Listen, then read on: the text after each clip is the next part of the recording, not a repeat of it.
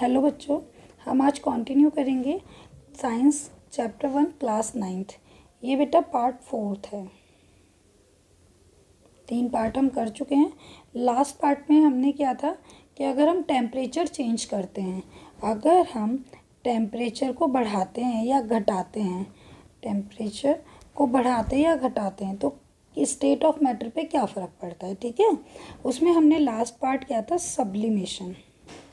Sublimation क्या था, कोई भी सॉलिड से, कोई भी सब्सटेंस है जो सॉलिड से डायरेक्ट गैस में बदल जाए या गैस से डायरेक्ट सॉलिड में बदल जाए, तो इस प्रोसेस को हम क्या कहते हैं, सब्लिमेशन कहते हैं।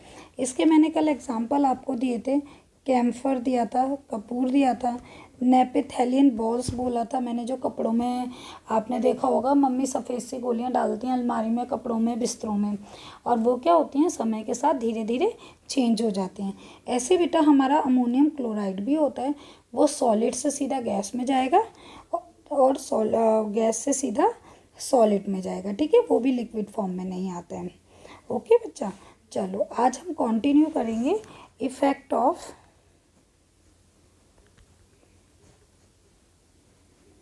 Change of pressure. Effect of change of pressure. Pressure क्या होता है, किसी भी चीज़ को दबाना, प्रेस करना।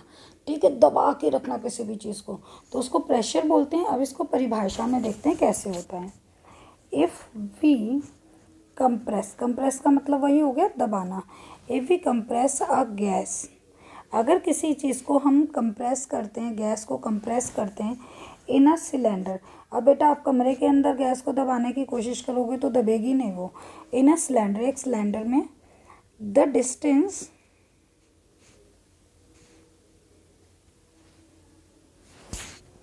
Between the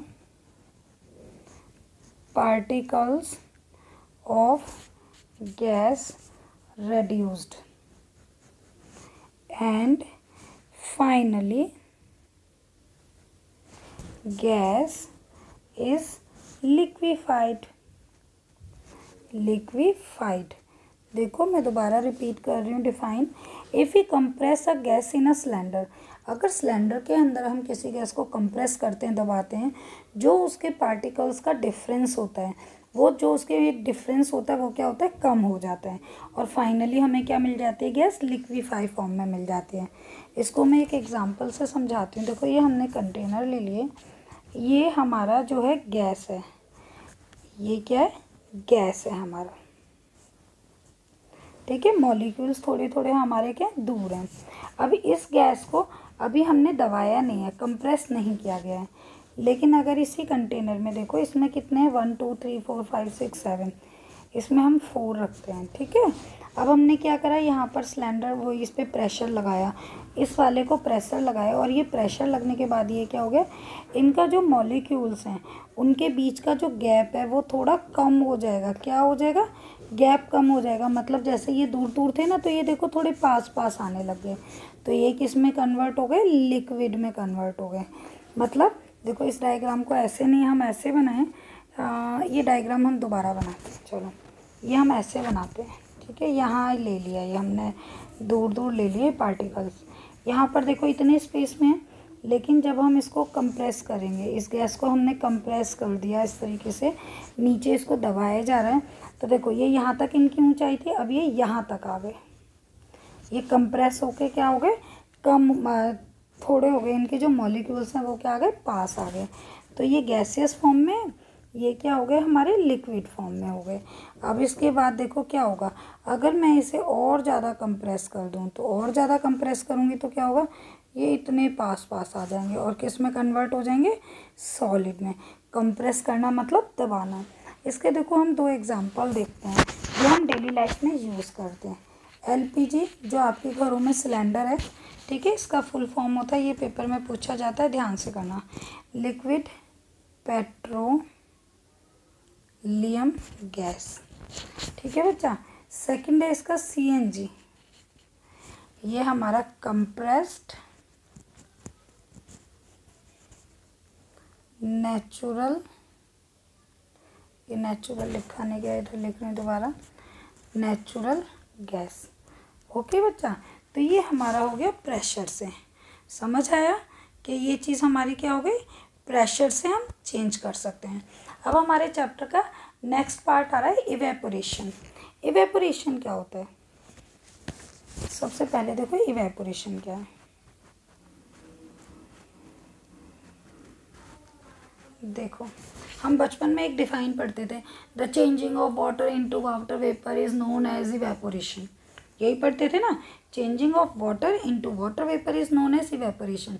but as you are in 9th class तो डिफाइन का मतलब वही निकलेगा, लेकिन थोड़ी स्पेलिंग्स, थोड़ा उसका लेवल बढ़ जाएगा। ठीक है, तो देखो अब इसकी डिफाइन हम कैसे लिखेंगे। It is a surface phenomenon, ये सरफेस फेनोमेनन है in which liquid changes into vapour, okay. अब देखो मैंने आपको क्या बताया था अभी, जो हम 4th 5th में पढ़ते हैं, द चेंजिंग ऑफ वाटर मतलब लिक्विड हो गया, इनटू वेपर मतलब मैंने भी तो अभी यही बोला है, the changing of water into water vapour. पर अब बेटा 9th क्लास में आ गए तो थोड़े डिफिकल्ट वर्ड्स तो यूज़ करने पड़ेंगे ना हमको। तो देखो it is a surface phenomenon in which liquid changes into vapour at any temperature below it's, ये बहुत इम्पॉर्टेंट है, बिलो इट्स बॉइलिंग पॉइंट। क्या बोल रहा है ये, below it's boiling point is called evaporation. अब देखो वाटर का बॉइलिंग पॉइंट 100 डिग्री सेल्सियस होता है, तो भाई ये तो तुम अगर गैस पे रख करके उसको उबाल रहे हो तो ये तो आप क्या कर रहे हो, ज़बरदस्ती ही उसको मतलब फोर्सफुली आप पानी को वाटर वेपर में चेंज कर रहे हो। वाटर को किस में चेंज कर रहे हो, वेपर में चेंज कर रहे हो। आप उसको ज़बरदस्ती चेंज कर रहे हो, आर्टिफिशियली चेंज कर रहे हो। बट इवेपोरेशन एक नेचुरल फेनोमेनन है, एक सरफेस फेनोमेनन है, जिसमें आप क्या करते हो, पानी जो है अपने आप भाप बन के उड़ जाता है। ठीक है, अभी आपने 7th 8th में पढ़ा होगा कि समुद्र में से पानी होता है या नदियों का जो जल होता है, सूरज की किरणें पड़ती हैं, फिर वो ऊपर वेपर उड़ता है, फिर क्लाउड्स फॉर्म होते हैं, फिर क्लाउड्स जब भारी हो जाते हैं तो नीचे बरस जाते हैं और पानी का जो बरसना होता है उसको कंडेंसेशन कहते हैं। ठीक है ना, लेकिन अब चीज़ें थोड़ी सी अलग हैं, अब थोड़ा सा ध्यान से देखना है, चीज़ें वही हैं, मीनिंग वही होगा, लेकिन वर्ड्स चेंज हो जाएंगे। अब देखो इसमें क्या बोला है, बिलो इट्स बॉइलिंग पॉइंट, तो जब नदियों का पानी अपने आप बाष्प बन के ऊपर जाता है, आप उसको नीचे गैस जला के तो नहीं उबालते हो, वही चीज़ है ना, but we have to explain it now. ठीक है, अब देखो इसके फैक्टर्स कौन कौन से होते हैं, बहुत इंपॉर्टेंट पॉइंट है, पेपर में पूछा जाता है। फैक्टर्स इफेक्टिंग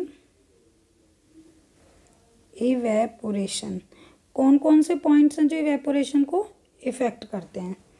पहला है exposed surface area, exposed surface area. ठीक है, अब देखो इसको मैं सिंपल सी भाषा में आपको समझाऊंगी।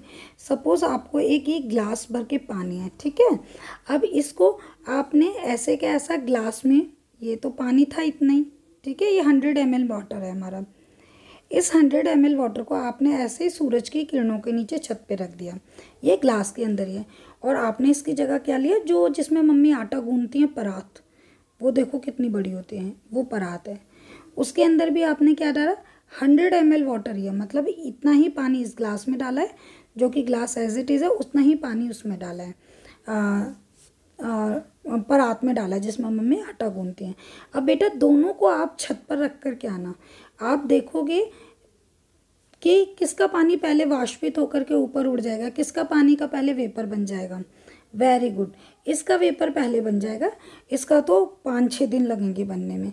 क्यों बेटा, क्योंकि इसका सरफेस एरिया कम है, मीन्स इस तरीके से वाटर ज़्यादा हो गया और इस तरीके से सरफेस एरिया कम हो गया।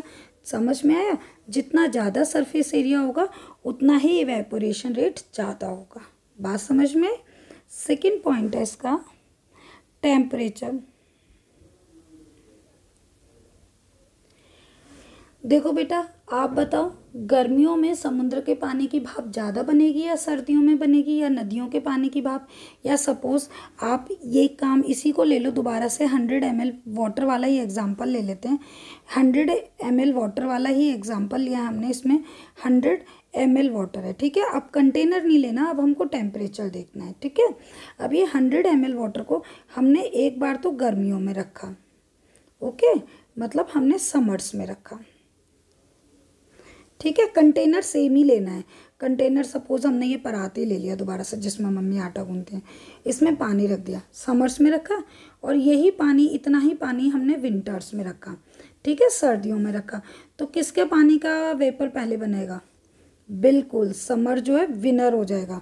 समर क्या है, स्माइल दे रहा है, ओहो मैं तो पहले वाष्पित हो जाऊंगा, मैं पहले इवेपोरेट हो जाऊंगा। क्यों? क्योंकि जितना ज़्यादा टेम्परेचर इंक्रीज होता है उतना ही रेट ऑफ इवेपोरेशन बढ़ता है। ये जो फैक्टर्स हैं ये रेट ऑफ इवेपोरेशन बता रहे हैं आपको कि कब इवेपोरेशन का रेट ज़्यादा होगा, कब इवेपोरेशन का रेट कम होगा। जितना सरफेस एरिया होगा उतना इवेपोरेशन रेट ज़्यादा होगा, जितना टेम्परेचर ज़्यादा होगा उतना इवेपोरेशन रेट ज़्यादा होगा। Third point is humidity. देखो बेटा, अभी हमने 2 पॉइंट्स किए, उसमें अगर सरफेस एरिया बढ़ा है तो रेट ऑफ इवेपोरेशन भी बढ़ा है, ठीक है, रेट ऑफ इवेपोरेशन भी बढ़ा था, ठीक है, फर्स्ट पॉइंट।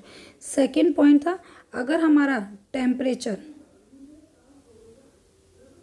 बढ़ता था तो रेट ऑफ इवेपोरेशन भी बढ़ रहा है, दूसरा एरो रेट ऑफ इवेपोरेशन के लिए, ठीक है। लेकिन थर्ड पॉइंट में अलग होगा, if humidity increases, humidity increases the rate of evaporation decreases, the rate of evaporation decreases। समझ में आया? नहीं, अब मैं इसको समझाती हूँ।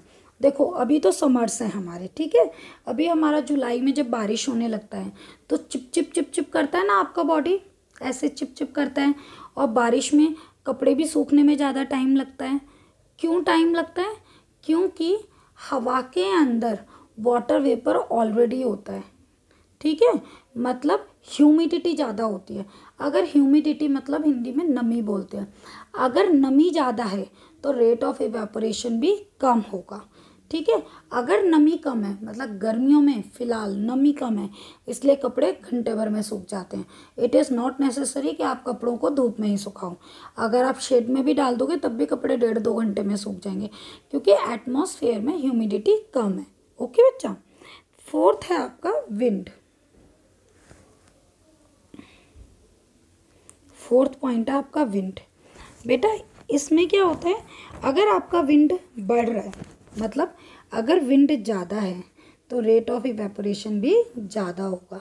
देखो ना बच्चा, सर्दियों में भी हल्की फुल्की ह्यूमिडिटी होती है और कपड़े नहीं सूखते, लेकिन कई बार आप कपड़े सुखाने जाते हो, आप इतने बड़े हो गए हो, 9th क्लास में मम्मा की हेल्प करते होंगे, तो आपने मम्मा से अक्सर सुना होगा, मम्मी बोलती हैं हवा चल रही है, ठंड है कोई बात नहीं, हवा चल रही है तो क्या होगा, कपड़े जल्दी सूख जाएंगे। कपड़े कब सूखेंगे जल्दी? जब रेट ऑफ इवेपोरेशन ज़्यादा होगा। मीन्स अगर हमारा विंड ज़्यादा है तो हमारा क्या होगा, रेट ऑफ इवेपोरेशन ज़्यादा होगा। ये क्वेश्चन पेपर में आता ही आता है कि बेटा फैक्टर्स बताओ जो हमारे इवेपोरेशन को इफ़ेक्ट करते हैं। तो बेटा कौन कौन से हैं? एक्सपोज टू सरफेस एरिया, मतलब जितना सरफेस एरिया बढ़ेगा उतना ही इवेपोरेशन फास्ट होगा। टेम्परेचर बढ़ेगा तो इवेपोरेशन फास्ट होगा। ह्यूमिडिटी बढ़ेगी तो इवेपोरेशन घटेगा। विंड बढ़ेगी तो इवेपोरेशन बढ़ेगा। आई होप दैट आपको वीडियो पसंद आया होगा। वीडियो पसंद आए तो लाइक शेयर एंड सब्सक्राइब कीजिए। थैंक यू बच्चा।